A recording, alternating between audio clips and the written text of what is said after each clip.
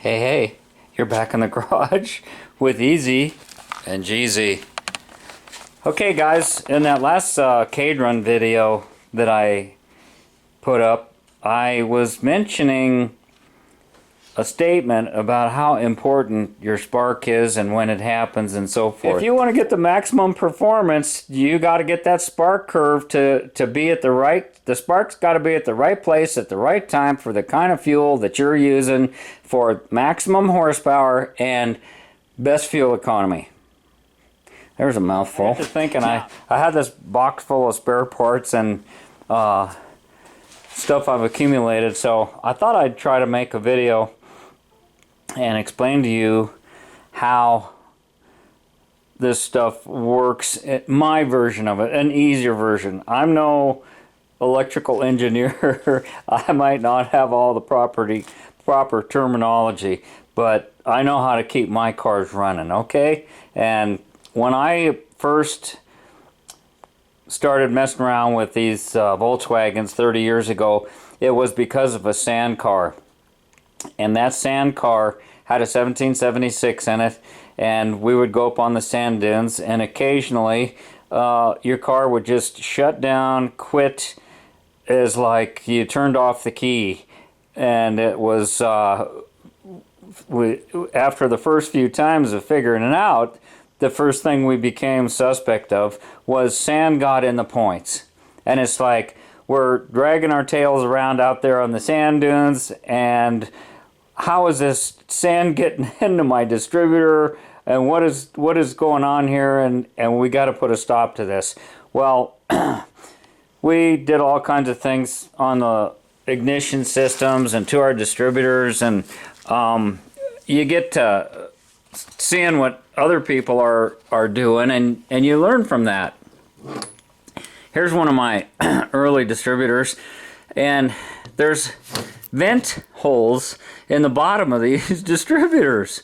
So we would just smear some silicone over 3 of those vents. We'd leave one open for a drain towards the forward portion of the distributor, and that really helped a lot.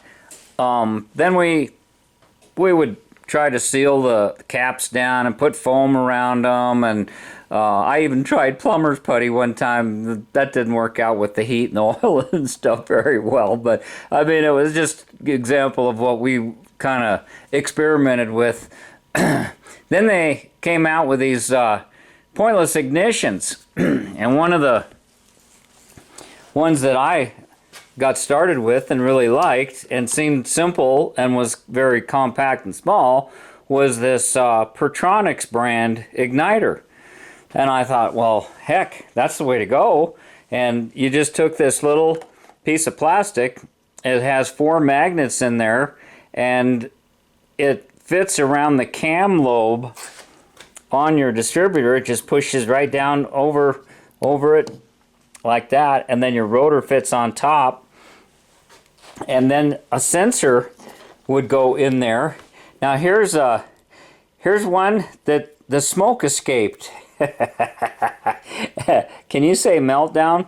And that didn't take nothing for it to happen. I was switching engines in the tub buggy right here in this garage, and this was a great old distributor, and I guess I had the polarity reversed on one of my engines. I had the coil put in a different way, and without thinking, instead of putting the red to the hot side, number 15, I put it on the one side and I reversed it, so when I went and hit the key, it cranked for a while, and it's like, well, it should have fired by now.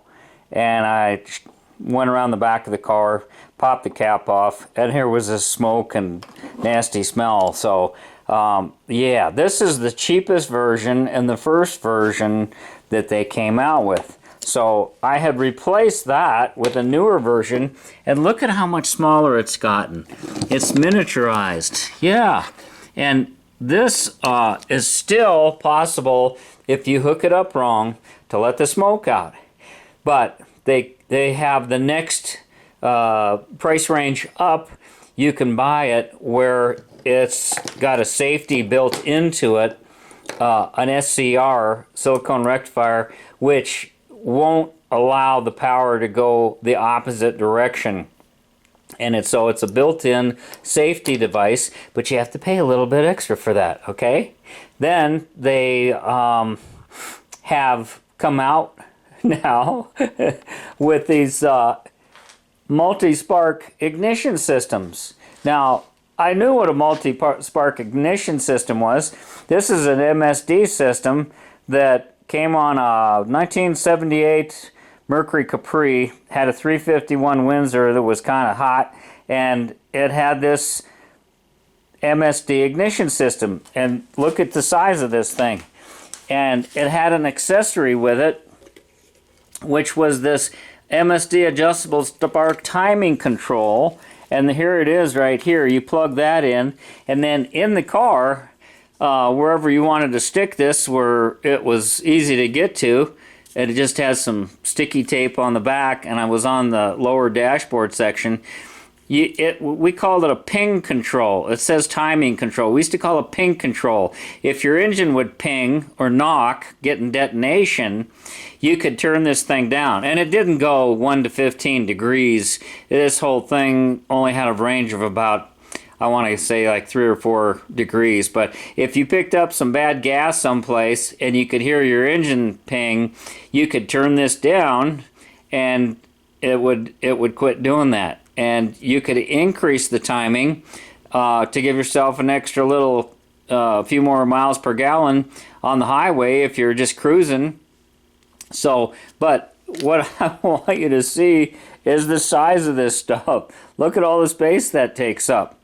So a couple of years ago, I ran across this MSD ignition system. This is called a Street Fire by MSD. And this will work on a variety of engines. It has a rev limiter that you can adjust from the side. It has a light that would go on, and it has a dial that you could set this thing up to whatever you want, and it would start cutting out, and you wouldn't go over whatever you set your red line to be on your engine. So you can still see, though, it has quite an array of wires to it, and it'll work on different applications. This obviously was used, and actually it was laying in the dirt. And a long story behind that, but this is the wires that would connect to your coil. And I thought, well, I grabbed it and I thought, I'm going to test it out. So I tried it on the bench. I wanted to demonstrate it for you on a Volkswagen distributor right here in the garage. And it's, I don't know, somebody let the smoke out or something, because it ain't working no more. I might take it off that plate. That's just how I found it, and see if there's a way to dig into the back. There may be a fuse or something in there. And this is how I teach myself things. When I have something that's known bad, and my curiosity, I'm just like a 10-year-old kid. Why? And it's like, how does this work? Why is this? I want to know more about it. And it's the junk stuff that sometimes can be the best teaching tool when you're on the learning curve.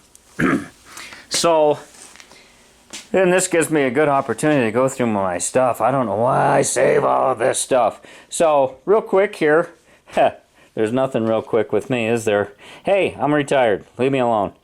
We're going to hook this up, and I'll show you what I did do. Here's a stock coil and an 050 distributor, and I bundled up the spark plug wires, and we're going to look. And I'm turning it with my hand in the direction of the arrow, just like your distributor drive gear would. And you can see an array of some sparks down there. Now, I decided to just grab some old spark plugs that. Why do I save them? I don't know. I just do. You can see this one was from the 044 because it had the long reach spark plug. And I've got an 8mm wire, and then I've got some stock wires, and this is a good one. This is really an old one, and we're going to kind of like look at this and just kind of observe the quality of spark, if I can do this. And you'll notice that these don't always spark in exactly the same spot. It's looking for the easiest path to ground. And this is why they tell you, if you're gonna not to put a lot of never sees on these spark plug threads, people like me don't want to put it in a dry hole and possibly damage the threads, because I like to pull my plugs and look at them and blah blah blah. So if you put too much of that never sees on there, you can reduce the resistance of your ground, increase the resistance of your ground, and that's why it goes into the head, and that's what completes the path. And that reminds me, I need to tell everyone that you need to check that ground strap that goes from the frame to your transmission, because if you've got a stock setup and the motor mounts are rubber, the tranny mounts are rubber, it's to isolate it, keep noise and vibration from coming into the cabin, and you really need that strap on there to get a good quality ground. You need to check the ground under your battery. That's a big spot for rust, and they have a grounding bolt. They would ground it to the pan, and you know, if you can, you might consider putting a special wire or battery cable or strap, and maybe use the lower bolt that holds your starting motor in. The upper bolt is part of one of the 4 motor mounts that is that correct way to say that? Motor mount. It mounts it to the transmission. I guess the motor mount is what goes to the frame horns underneath the engine. But you know what I'm saying there. Try to make sure you got a good ground. I've got a Bosch blue coil, and an FYI, they make 5 different Bosch coils. If you're at a swap meet and you see one of these Bosch coils on the table for $1, doubtful that you'd see that, but you want to make sure that you've got one for a Volkswagen ignition system, because if you get too high of a resistance, it should be between 3 and 4.5 ohms.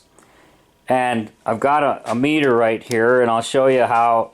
We'll take some readings here. I'll put you on the stand, but I wanted to show you all this stuff because after thinking about it and making that comment and looking at my equipment, this is a brand new point distributor that I bought for the 2110 project, and I put it in, and I did my cam brake in, I went up to Heartbreak Hill, and I finally got a replacement timing light, and I put my timing light on there, and this will only, I set my static timing in Colorado at 5,000 feet. I set mine about between 10 and 12 degrees at an idle. That will give me a full advance of 34 degrees. I don't like to go much over that, but that's where it seems to be the range of your basic old school 009 distributor, like this one down here on the end is well worn, okay? And I took this distributor out and I put one with a Spertronics ignition in it that went from 12 to 34, and I went back there. Of course, I did some carburetor tuning, I did other things. I was being real careful, and I changed it, and I was a little unhappy that this only went up to 28, and then I started reading in the books to make this video, and I realized, yeah, that's about what it's supposed to be for a standard Beetle when it leaves the factory. So they usually have like 15 degrees full advance, and you've got There's so many different Volkswagen distributors that Volkswagen came out with. There's no way I can cover what what everybody has and the questions you have about them. I never messed with it. I never dealt with it. I've always had dual carburetors most of the time, I should say. I inherited some cheap cars along the way, parts cars and things, and I drove them, and they had stock carburetors, and we've done different videos on different things. So I'm just telling you, I'm no distributor wizard. They come in all kinds of, here's, I don't know if this is a Volkswagen one or not. It looks like one, but the arrow is pointed to the right, counterclockwise. So I don't know if they made that or not. And it has a little oil cup here on the side, and it's got a cast iron body. That's pretty neat. Here was one from a Type 3. I recognize that long bolt with some sort of a, maybe it was a fuel injected motor. And there was another one here that your distributor in your condenser went up the bottom. Yeah, so I don't know what that one was off of, but it was in my hoard. And yeah, condensers, there's not really much to test on a condenser. Usually, if it either works or doesn't work. And back in the 60s, this was standard operating procedure, folks. It was plugs, points, and condenser, and check the timing. That was your tune-up.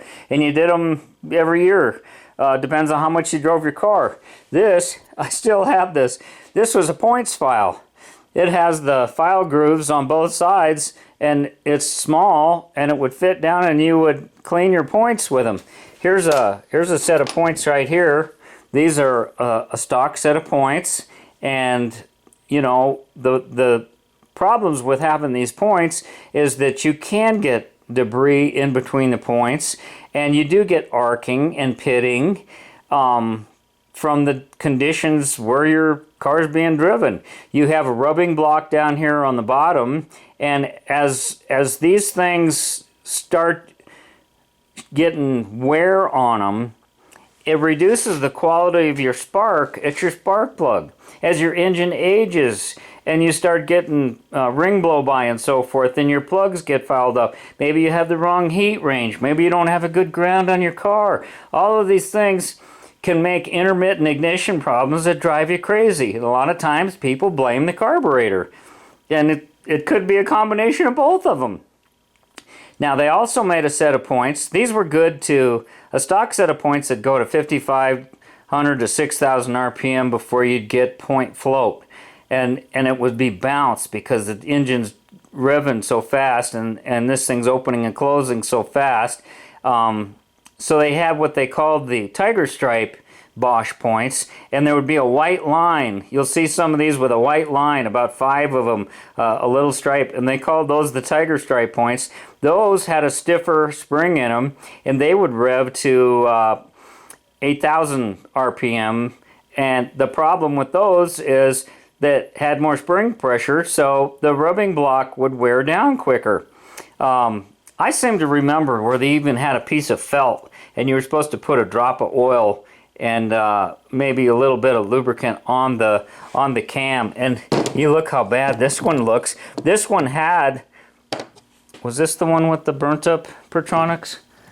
I think, yeah, this was the one with the burnt up Pertronics. You can see how filthy it is inside, the sand and the kind of stuff that used to come up inside the distributor. And you can see, since there is no rubbing block on here, I was running that Pertronics for so many years, it rusted up, and it doesn't affect the way it operates when you have these.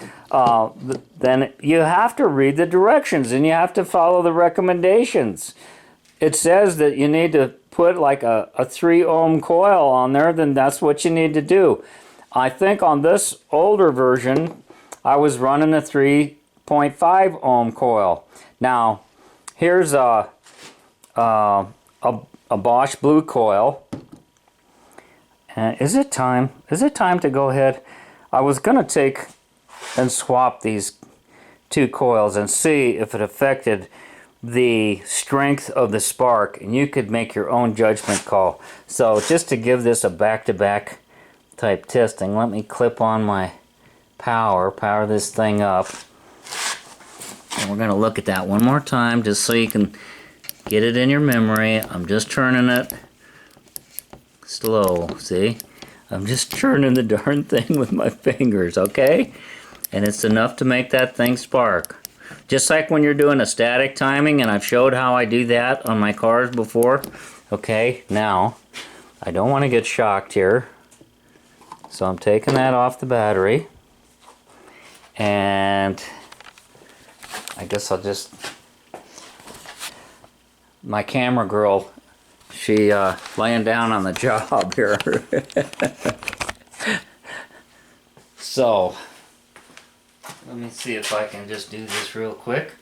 Take our points off, take our coil wire off, and take our power off. We'll move this back. Now, 15 is your hot. Number 1 is your condenser. And I'm going to put the power back on here, right where it was.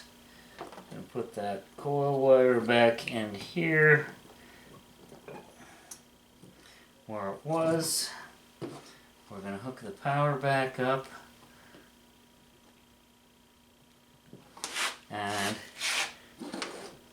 oh.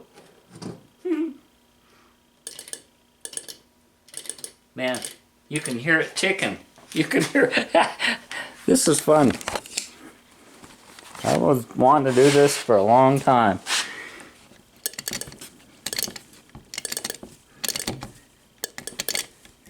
You can hear it arcing in the distributor cap.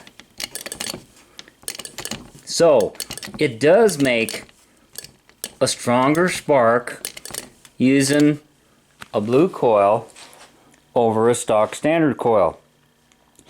Do you need to do this? No. Not if you have a stock engine and run it with the way the factory just told you you could supposed to run it.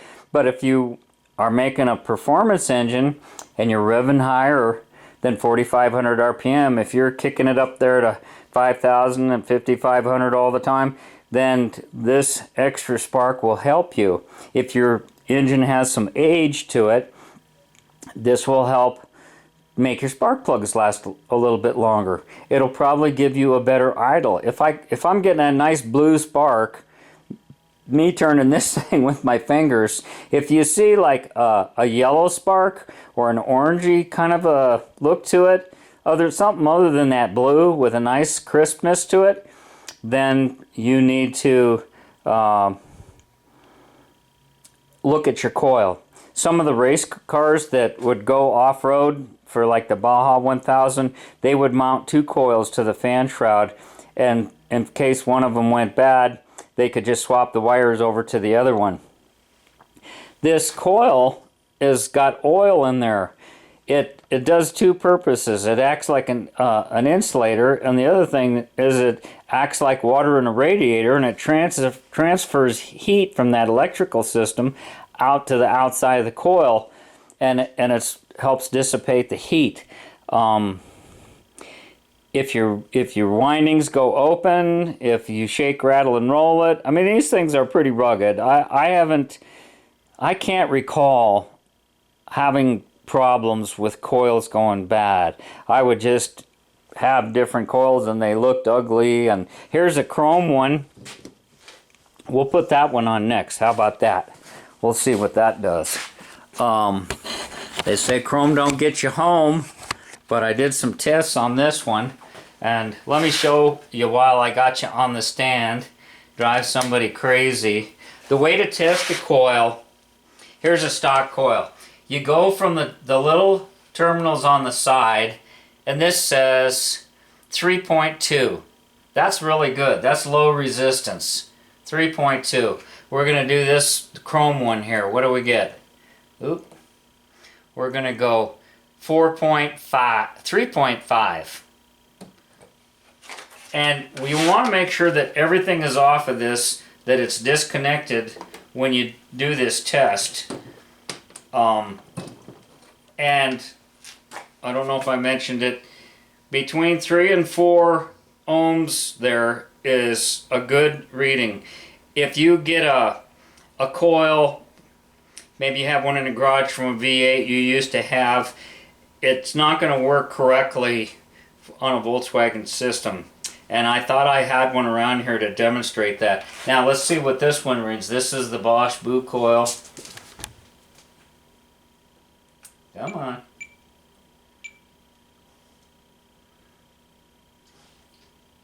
3.6. I don't know why that did not want to settle down. There it is, 3.6.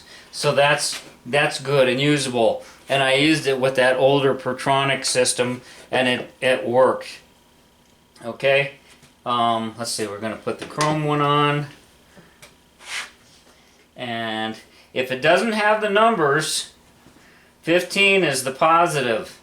So we're going to put this on the minus side. So this probably wasn't meant specifically for a Volkswagen, but it is reading correctly. So maybe with some other 4-cylinder car.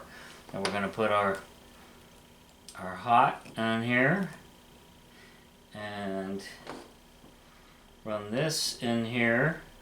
Another reading. Oh, that's interesting.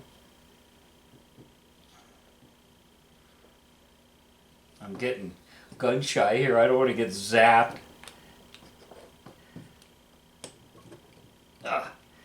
That's probably why I'm not using it.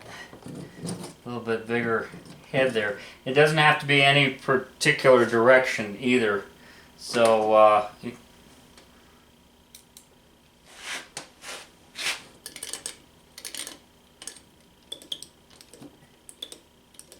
that looks pretty good. It's a nice blue spark.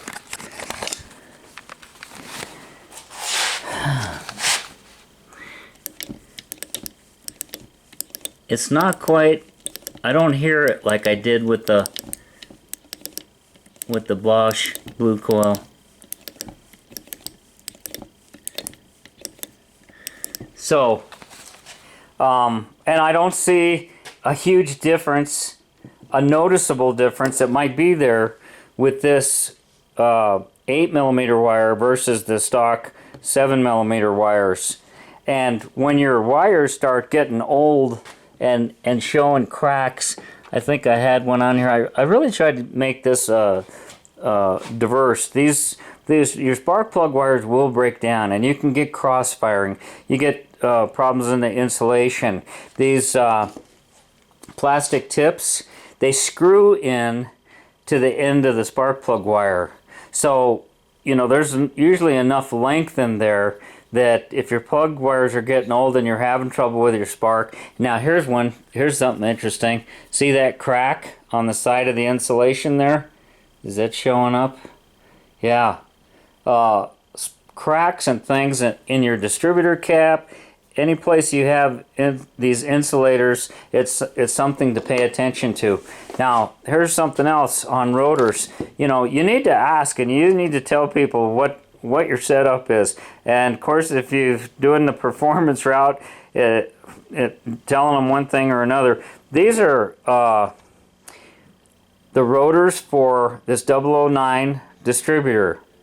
And they come with different resistance. Some of them have a resistor between the center and the tip. Now, on a performance setup, you want less resistance. And if you look here on the bottom of the rotor, whoop, I hope that's showing up in the camera the way we want it to.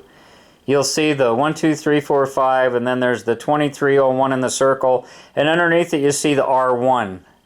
That's 1 ohm of resistance, okay? Now we'll look at a different one. Physically, from the outside, they look the same. And we'll look down here in that same spot. Oh gosh. You see the R5? That means that this will supposed to have 5 ohms of resistance, and you can measure that. So this is the 5 and this is the 1.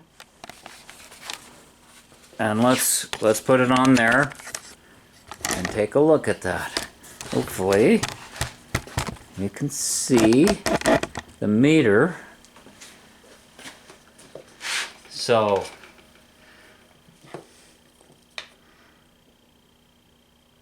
1.1 ohms and 5.1 ohms. This is good. This is a good thing. So if you want less resistance, that means under your distributor cap, disconnected here. So far I've been doing good. In your distributor cap, oh, I had one right off here. Oh, let's talk about distributor caps. Okay, right here. This is a cheap-ass distributor cap. These are aluminum, okay? And these things will oxidize and corrode up and reduce the quality of your spark. If you get moisture in there, if you live in a humid area, if you go to the car wash, sometimes your car won't even start. You got to take your cap off and dry this out. Here is the cap that came on this distributor. Look at those babies, brass. Yeah, all the way through. What's this one here? This one is copper. So you got to look for your cap, and the better metal for better conductivity is going to help your spark. Let's see with this rotor if it has any identifying mark on it.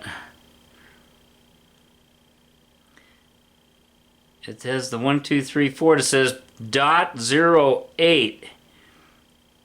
Let's see what it tests at. And it doesn't matter on the polarity on this. Oop. Come on. 5 ohms of resistance.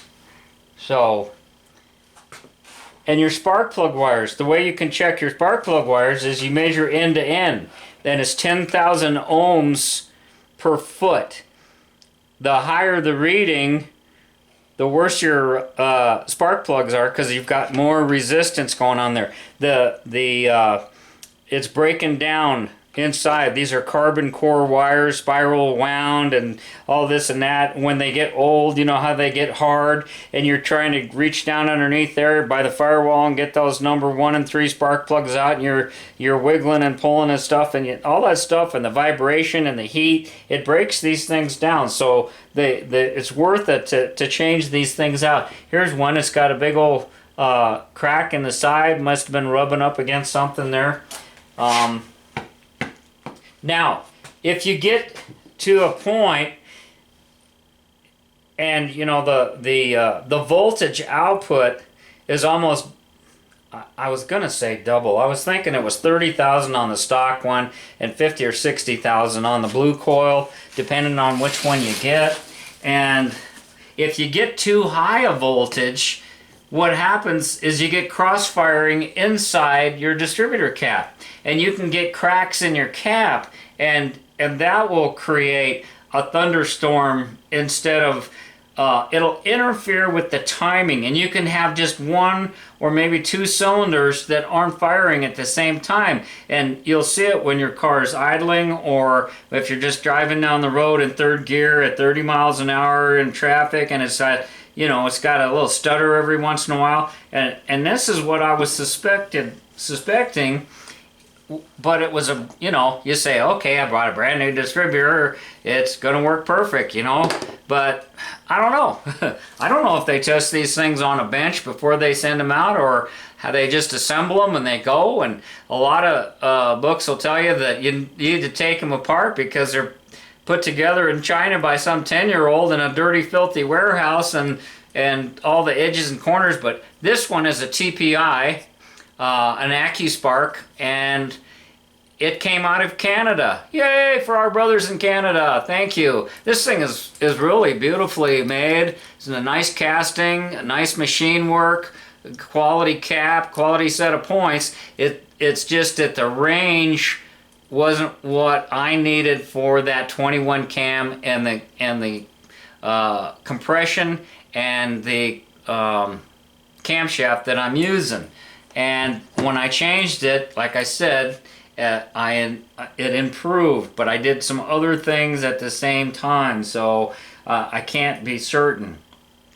I went back to that Caddyshack outfit, and I was looking for parts for my cadrons, so that was set up for a 1600, and I thought if I put them on the 1800, I might want to change some of the parts in there. So while I'm in there, I happened to notice that they sell all kinds of stuff, anything for your VW. They've got it there at Caddyshack, and it's some pretty reasonable prices, very competitive with other folks. And it's they had Pertronix distributors, and I thought, well, instead of that used distributor on the new 2110, maybe I'll get the new Pertronix distributor.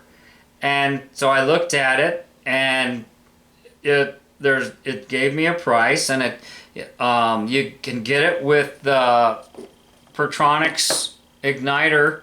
I think they call it the Flamethrower Distributor, and I kept looking at it, and then they had another one that was about 40 bucks more, or a few dollars more, and it had that feature where you couldn't screw it up by accidentally. It only takes once, and it's gone.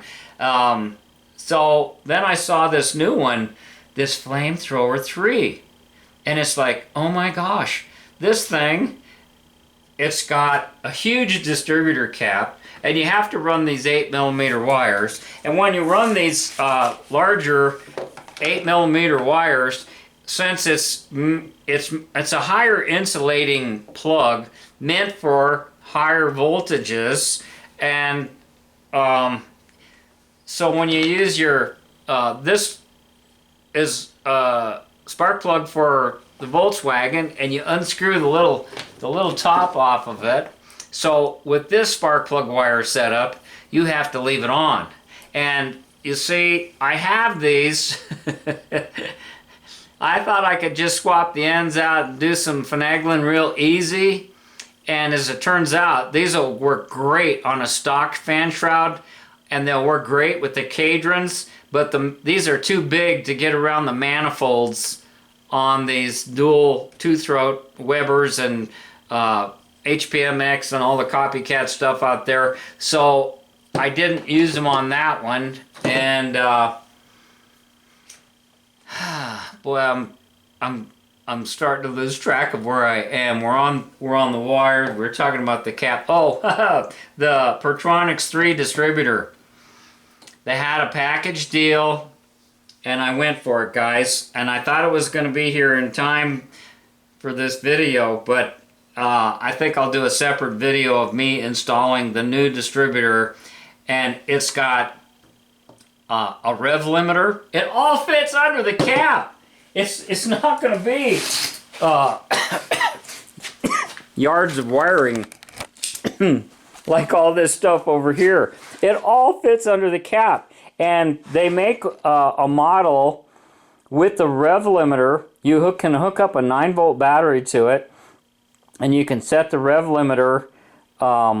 It's got a blinking light underneath there, and instead of cutting it out, these multi-spark ignition systems, I'm not sure if it's capacitor. Whatever. Starts with a C. Capacitor discharge systems. Sorry.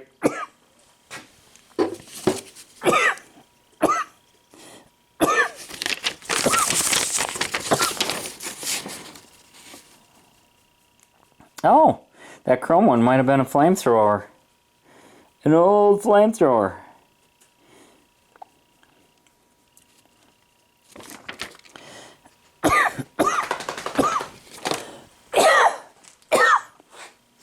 I'm talking too much.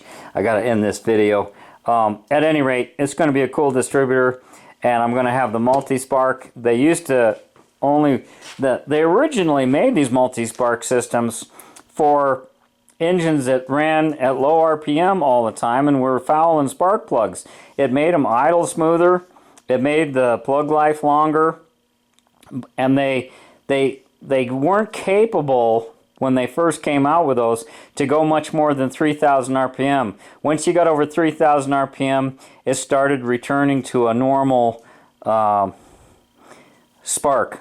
And these new ones that they've come out with, you know, Msd was the first company that produced these for cars and automobiles, and other people have fallen in place and copied them, and Pertronics is obviously one of them, and they do a hell of a job.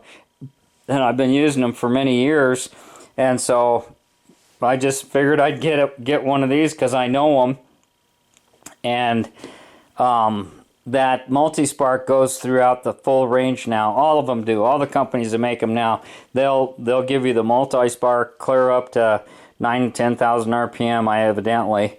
So it'll be interesting to see how that works out, and if it improves my idle and low end performance. It's probably not going to make a big deal, and one of the things that I'm really nervous about, one of the reasons I stuck with this stuff is that's what all my friends on the sand were running. And so if you broke apart, or maybe the chances of somebody in camp having what you needed, it was there. When you get into this new stuff, or newer stuff, and it's really not that new, this stuff's been around for a long time, it just depends on what circle that you're in. I probably will carry one of these with a set of spark plug wires ready to drop down the hole. This one, that's why I left the clamp on here, and so all I got to do is put this back over the stud, turn the rotor until I get the proper alignment on my distributor drive gear, and it's timed and it's ready to go. And I'll probably, and it's, where was that? Oh, look at this neat sleeve. Talk about a nice clean setup. Thanks, those Canadian guys got it together. So you've got your a little protection to keep the grid on it, and I'll probably put it in a freezer bag and throw it in the car wherever I have that engine, and take it around with me until I develop the trust and confidence in that new setup. And I'm excited. I can't wait for it to get here. I wish I had something to show you along the line today. So I think I've pretty much covered everything I wanted to today. And the dog has gotten tired of listening to me yell at the camera and walked off. So yeah, we'll just end it at that. Have a great weekend, guys. Thanks for watching. Thanks for subbing. TheEZGZ out.